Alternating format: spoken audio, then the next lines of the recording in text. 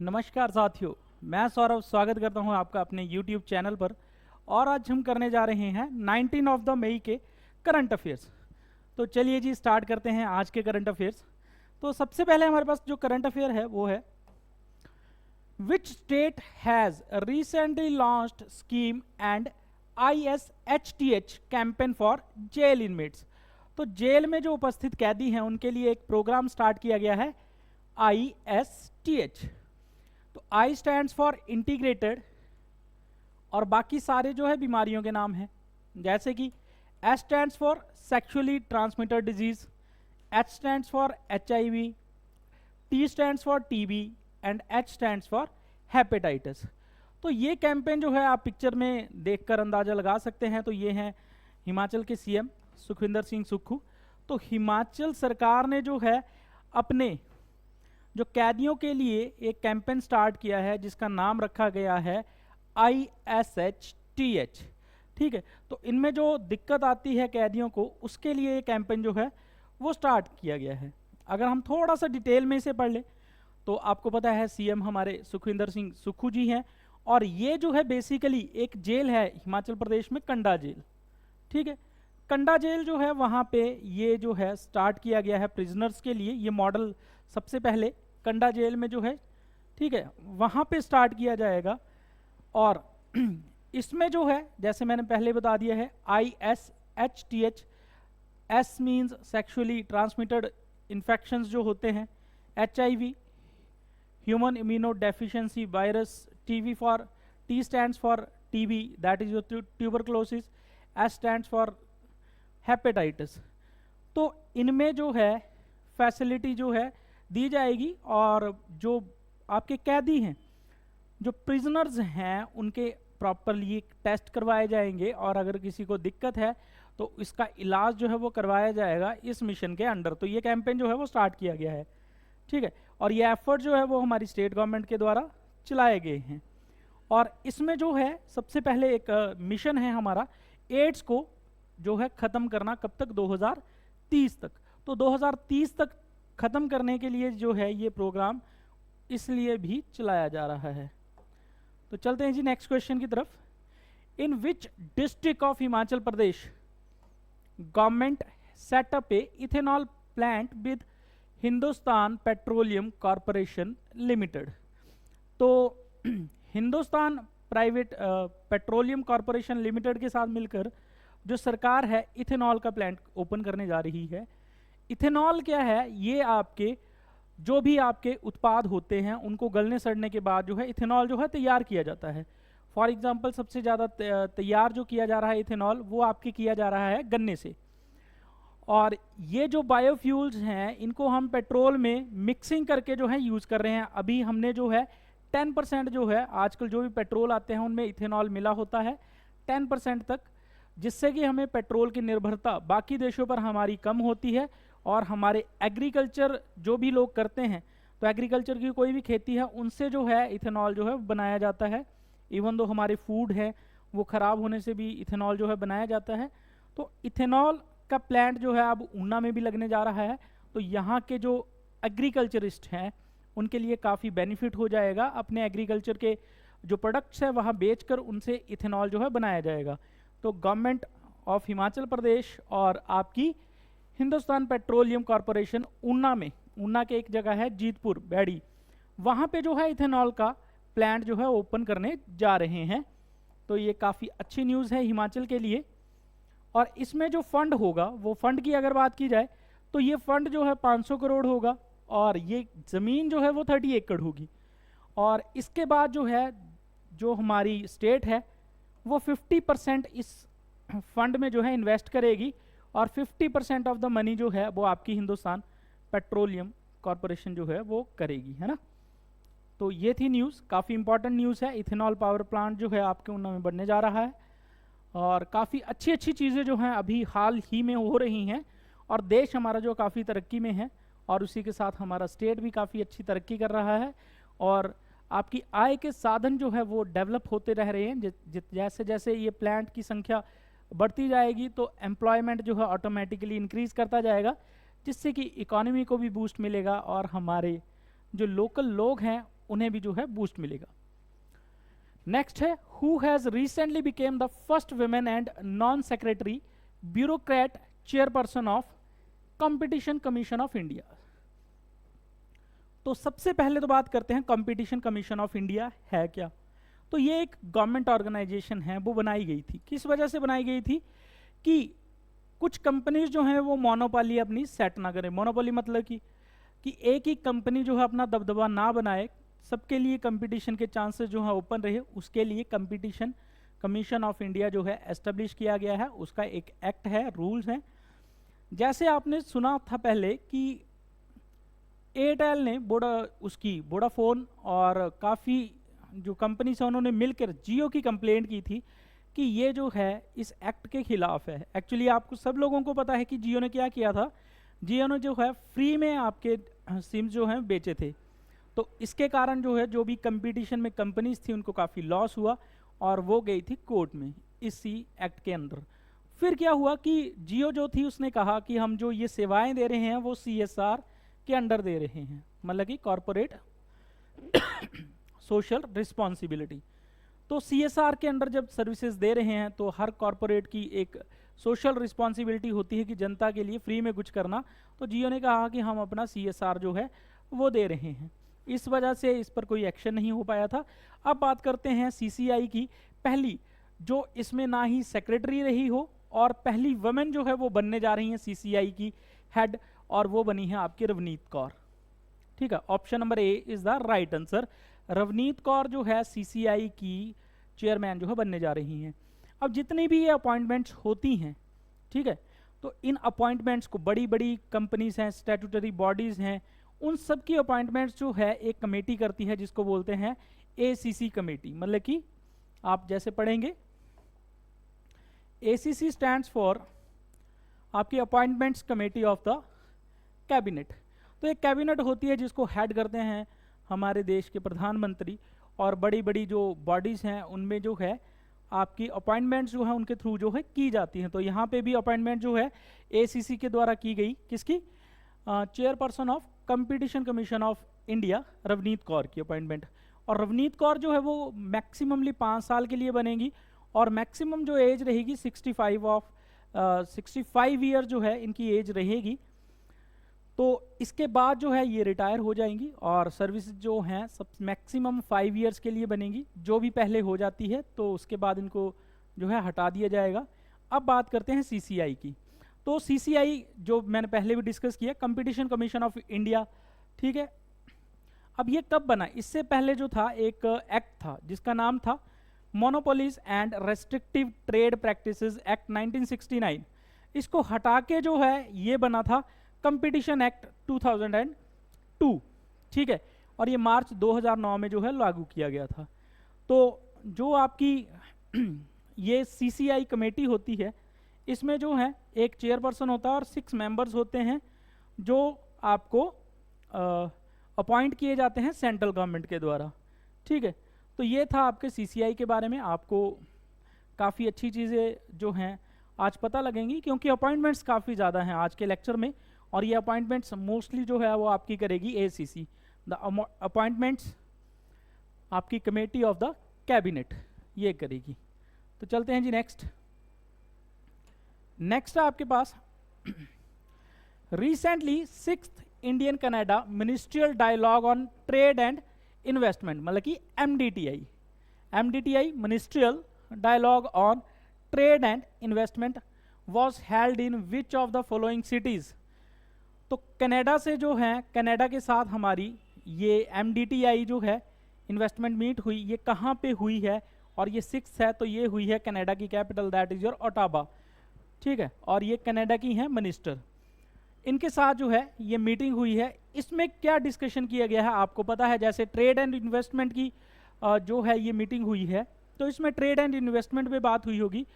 भारत की और कनाडा की जो है आपस में इन्वेस्टमेंट और ट्रेड कैसा रहेगा, इस मीटिंग में सारा का सारा जो है वो डिस्कस किया गया है। और इस डिस्कशन को हम डिटेल में पढ़ते हैं कि क्या क्या डिस्कस किया गया है और क्या क्या इसके मेन पहलू रहे हैं, ठीक है। तो सबसे पहले तो पूछा गया, जो मीटिंग हुई ये यहाँ तक वही है जो हमने डिस्कस ही कर लिया। उसके बाद हम पढ़ते हैं एमडीटीआई के बारे में कि यहाँ से क्या आउटकम्स आई। ठीक है, एमडीटीआई की जो मीटिंग हुई इसमें क्या आउटकम्स आई, कैसे कैसे ट्रेड एंड इन्वेस्टमेंट पे जो है फोकस किया गया। तो यहाँ की जो मिनिस्टर हैं उन्होंने कहा कि हमने जो है इस बार सपोर्ट किया है आपको, G20 की जो आपने चेयर की है ट्रेड एंड इन्वेस्टमेंट की, उस पर हमने आपको सपोर्ट किया है। पहली बात तो ये कह दी, ठीक है, इस मीटिंग में। और दूसरी बात क्या कह दी कि जब आप G20 की trade and investment ministerial meeting करेंगे इंडिया में, जो कि अगस्त 2023 में होना है, उसको भी हम बढ़ चढ़कर जो है पार्टिसिपेट करेंगे और बाकी देशों से भी कहेंगे। तो दूसरी आउटकम ये आ गई। और इसके साथ बोला कि इस मीटिंग में कहा कि हम एनहांस्ड कॉपरेशन करेंगे, किस किस एरिया में कॉपरेट करेंगे, किस किस एरिया में एक दूसरे की सहायता करेंगे। तो उन एरियाज को जानते हैं, तो उनमें है हमारे सबसे पहले क्लीन एनर्जी। तो क्लीन एनर्जी या फिर क्लीन टेक्नोलॉजीज जो हम इंफ्रास्ट्रक्चर की लिए बनाएंगे, तो कोई भी टेक्नोलॉजी यूज़ करेंगे वो क्लीन होनी चाहिए, उससे पॉल्यूशन बिल्कुल नहीं होना चाहिए। दूसरी जो इन्होंने बात की कि हम क्रिटिकल मिनरल्स, जो हम अगर बात करें, हम अपने न्यूक्लियर या फिर यूरेनियम हम कहाँ से एक्सपोर्ट करते हैं, तो ऑस्ट्रेलिया एरा वगैरह से। तो रेयर मिनरल्स जो हैं उनके लिए भी हम एक दूसरे से कॉपरेट करेंगे। फिर इलेक्ट्रिक व्हीकल्स और इनकी बैटरीज के लिए भी हम एक दूसरे के साथ जो है वो आपके क्या करेंगे, कॉपरेट करेंगे। और आर्टिफिशियल इंटेलिजेंस जो इंडिया की काफ़ी अच्छी है, उस पर भी एक दूसरे के साथ हम क्या करेंगे, कॉपरेट जो है वो करेंगे। तो ये काफ़ी कुछ जो है यहाँ पे रहा है। अब चलते हैं नेक्स्ट।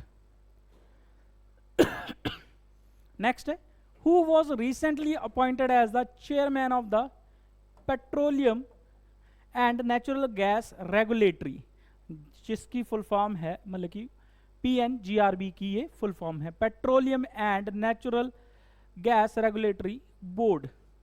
अब ये भी एक बोर्ड है, इसकी अपॉइंटमेंट भी जो है वो कौन करेगा, वो ACC करेगी, एक कमेटी है वो करेगी। और किसे जो है, जो चेयरमैन जो है यहाँ पे बनाया गया है, तो ये बनाया गया है आपकी option number D, that is your Anil Kumar Jain जो है, इन्हें आपके PNGRB के जो हेड हैं, बोर्ड के हेड हैं, इन्हें बनाया गया है।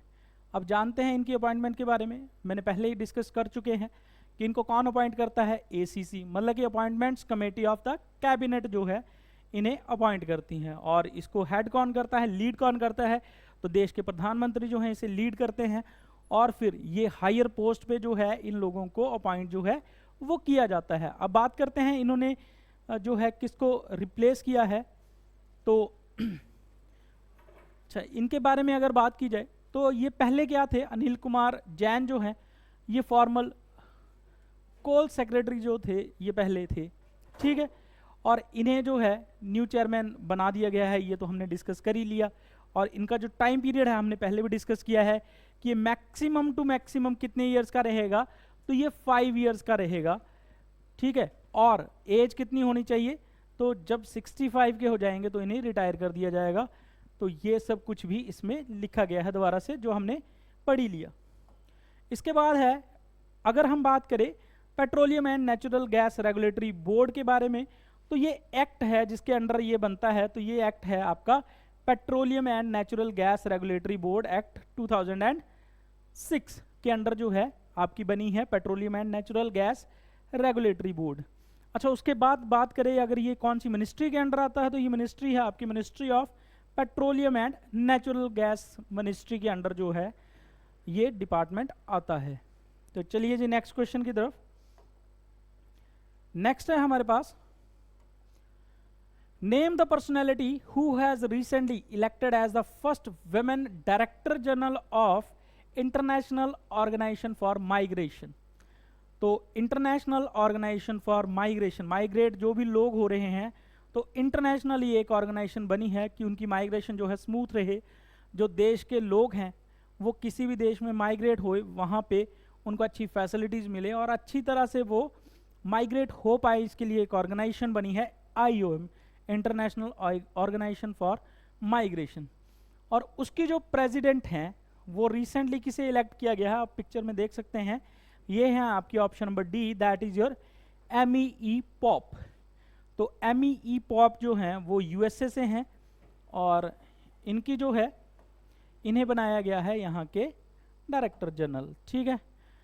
MEE पॉप को, ये सारी न्यूज़ वही है और इनका भी जो टेन्योर रहेगा वो 5 ईयर्स का रहेगा और अक्टूबर 2023 से ये अपॉइंट हो जाएंगे इस पद पे, ठीक है। और उसके बाद बात करते हैं IOM के बारे में। तो ये ऑर्गेनाइजेशन जो है ये फॉर्म कब हुई थी, तो 1951 में जो है ये फॉर्म हुई थी। हेडक्वार्टर जिनेवा स्विट्ज़रलैंड में है और डायरेक्टर जनरल जो हैं अभी बन जाएंगी MEE पोप और 173 इसके मेंबर हैं। अच्छा, सबसे इंपॉर्टेंट बात कि ये किससे डील करती है, तो जब भी माइग्रेशन होगी तो ये डील करेगी एक तो गवर्नमेंट, ठीक है। सबसे पहले तो ये गवर्नमेंटल जो इश्यूज होते हैं उनसे रिलेटेड होती है, उनसे कंबाइन करती है। तो फिर कुछ एजेंसी जो होती हैं वो नॉन गवर्नमेंटल भी होती हैं, वो भी इससे रिलेटेड होती हैं और इसके साथ टाई अप होते हैं। और जितने भी इंटर गवर्नमेंटल पार्टनर्स होते हैं इस फील्ड में माइग्रेशन की, वो भी इनसे मिले हुए होते हैं, मतलब कि इनसे टच में होते हैं, इनसे परमिशन जो है वही लेते हैं। और उसके बाद जितने भी आपके human migration for the benefit of human race के हेडक्वार्टर होते हैं वो भी इसके अंडर ही होते हैं। तो इसका हेडक्वार्टर खुद का कहाँ पे है, जिनेवा स्विट्जरलैंड में। तो ये था आपका IOM के बारे में। नेक्स्ट बात करें, name the company that has recently partner with SpaceX. SpaceX Elon Musk की कंपनी है, to launch the world's first commercial space station Haven 1 into low earth orbit. तो ये क्या करने जा रहे हैं, पहला कमर्शियल जो है स्पेस स्टेशन जो है बनाने जा रहे हैं हेवन 1 और लो अर्थ ऑर्बिट में ये बनेगा। और ये दोनों जो कंपनीज हैं वो दोनों ही क्या हैं, वो दोनों की दोनों जो हैं प्राइवेट कंपनीज हैं, इनमें कोई भी गवर्नमेंट कंपनी नहीं है, ठीक है। तो हेवन 1 जो है इन्होंने स्पेस स्टेशन बनाना है, तो उस कंपनी का नाम क्या है, वास्ट। और किसके साथ मिलकर बनाएगी, तो ये बनाएगी स्पेसएक्स के साथ मिलकर। तो अगर इसकी कुछ डिटेल्स के बारे में बात करें तो ये सबसे पहला कमर्शियल, दोनों मिलकर कमर्शियल स्पेस स्टेशन जो है जिसका नाम हेवन 1 है वो लॉन्च करेंगी और पार्टनरशिप कर रही हैं दो कंपनीज, वास्ट एंड स्पेसएक्स, ठीक है। और इस प्रोजेक्ट को जो है वो पूरा किया जाएगा 2025 तक, ठीक है। और जब ये दोनों कंपनीज बनाएंगी तो हेवन 1 जो है पहले इंडिपेंडेंट जो है स्पेस स्टेशन रहेगा, ये एक्ट करेगा as a independent space station. और इसको बनाने के लिए जो है पहली बार हिस्ट्री में ऐसा हुआ है, कमर्शियल स्पेस स्टेशन जो है कंपनी बना रही हैं दोनों मिलकर, और ऐसा स्पेस स्टेशन जो है वो दोनों की दोनों प्राइवेट कंपनीज बना रही हैं। पहली बार हो रहा है आजकल के इतिहास में, ठीक है। आज तक जितना भी इतिहास हुआ है ऐसा कभी नहीं हुआ है। तो चलते हैं जी नेक्स्ट क्वेश्चन की तरफ। नेक्स्ट है आपके पास, name the state government that has recently launched eChits app to regulate funds through online transaction. तो ऑनलाइन ट्रांजैक्शन की आपको पता है, जब भी आप रेवेन्यू डिपार्टमेंट एरा वगैरह कहीं भी जाते हैं तो कुछ लोग जो होते हैं वहाँ पे बाहर होते हैं जो आपको चिट के माध्यम से बता देते हैं कि हमने आपके ट्रांजैक्शन जो कर दी हैं। तो इस केस में क्या होता था कि काफ़ी ज़्यादा फ्रॉड हो जाता था। तो क्या किया, आपकी आंध्र प्रदेश की सरकार ने जो है एक ऐप ही लॉन्च कर दी ई चिट के नाम से। अगर कोई भी आप ट्रांजैक्शन करते हैं रेवेन्यू डिपार्टमेंट में तो आपको एक चिट मिलेगी, इलेक्ट्रॉनिक चिट, ठीक है जी। तो ये किया है आंध्र प्रदेश की सरकार ने, काफ़ी अच्छा स्टेप है। लोगों के बारे में सोच रही हैं अब सरकारें, ये देखकर काफ़ी खुशी होती है कि सरकारें जो हैं लोगों के बारे में, उनकी प्रॉब्लम्स के बारे में आजकल सोच रही हैं और उनके बारे में कुछ ना कुछ स्टेप्स जो है वो लिए जा रहे हैं। तो आंध्र प्रदेश के चीफ मिनिस्टर जो हैं उन्होंने क्या किया है, ये स्टेप लिया है। और यहाँ पे मिनिस्ट्री ऑफ रेवेन्यू है, धर्मना प्रसाद राव, ठीक है, उन्होंने लॉन्च किया है ई चिट्स एप्लीकेशन, ठीक है। ये एक इलेक्ट्रॉनिक्स एप्लीकेशन है, इलेक्ट्रॉनिक्स एप्लीकेशंस ही होती हैं, सारी की सारी जो ऐप्स होती हैं वो इलेक्ट्रॉनिक्स ही होती हैं, ठीक है। तो इन्होंने एक सिस्टम जो है डेवलप किया है जिसमें जो आपकी स्टैम्प्स ऑफ द डिपार्टमेंट, ठीक है, वो भी यूज़ होंगी। और to regulate funds through online transaction, तो जो स्टैम्प हैं वो अप्लाई होंगी अगर कोई यहाँ से ट्रांजैक्शन जो है वो करता है डिपार्टमेंट वाइज जो है अगर क्या करे, आपकी ट्रांजैक्शन करे। तो स्टैंप कहाँ की लगेंगी, तो उस डिपार्टमेंट की स्टैंप्स जो हैं वो ऑनलाइन लग जाएंगी। तो ये रहा। उसके बाद जो है इसमें ये डेवलपमेंट क्यों की गई, जैसे मैंने बताया है नंबर ऑफ केसेस जो हैं चीटिंग के वो इंक्रीज कर गए थे, इस वजह से इस ऐप को जो है सरकार को लाना पड़ा। ठीक है, और इससे जो है कस्टमर जो कि चिट फंड में इन्वेस्ट करते थे और ड्यूपिंग ऑफ कस्टमर जो है वो नहीं होगी अब। तो ये थी ये सारी न्यूज़। चलते हैं नेक्स्ट न्यूज़ की तरफ। नेक्स्ट न्यूज़ अगर आप देखें, in which district of Himachal Pradesh governor inaugurated the physiotherapy centre. तो फिजियोथेरेपी सेंटर जो है वो गवर्नर, यहाँ पिक्चर में आप देख सकते हैं, ये हिमाचल के गवर्नर हैं जिनका नाम है शिव प्रताप सिंह, और इन्होंने इनॉग्रेशन किया है शिमला में आपके किसके, फिजियोथेरेपी सेंटर के बारे में। तो आइए जी डिटेल में पढ़ते हैं इस न्यूज़ के बारे में। तो न्यूज़ क्या है कि आप जानते हैं शिव प्रताप शुक्ला जो हैं गवर्नर हैं हिमाचल प्रदेश के, और ये एक प्रेसिडेंट हैं किसके, आपकी रेड क्रॉस सोसाइटी के भी जो हैं ये प्रेसिडेंट हैं। और इसमें क्या आप बात कर सकते हैं कि इन्होंने क्या किया है, रेड क्रॉस सोसाइटी ने जो है सेंटर ओपन किया है, कहाँ पे ओपन किया है, रेड क्रॉस भवन शिमला में। ठीक है, तो रेड क्रॉस सोसाइटी ने एक फिजियोथेरेपी सेंटर ओपन किया है, कहाँ पे किया है आपसे ये भी पूछ सकते हैं। तो ये किया है रेड क्रॉस भवन एट शिमला। अब जो ये सेंटर ओपन किया है फिजियोथेरेपी का शिमला में शिव प्रताप सिंह शुक्ला के द्वारा, तो इसमें आप बात करेंगे इसमें क्या क्या फैसिलिटीज़ मिलेंगे। तो सबसे पहले ऑर्थोपेडिया, ठीक है, फिजियोथेरेपी मिलेगी, न्यूरोलॉजिकल फिजियोथेरेपी मिलेगी, और पेन मैनेजमेंट फैसिलिटीज़ जो हैं वो भी इस फिजियोथेरेपी सेंटर में जो है अवेलेबल रहेंगी। और इस सेंटर को आपने याद रखना है, रेड क्रॉस भवन जो है शिमला में, वहाँ पे इस फिजियोथेरेपी सेंटर को जो है चलाया गया है और इनॉग्रेशन की गई है हमारे हिमाचल के प्रेसिडेंट के द्वारा।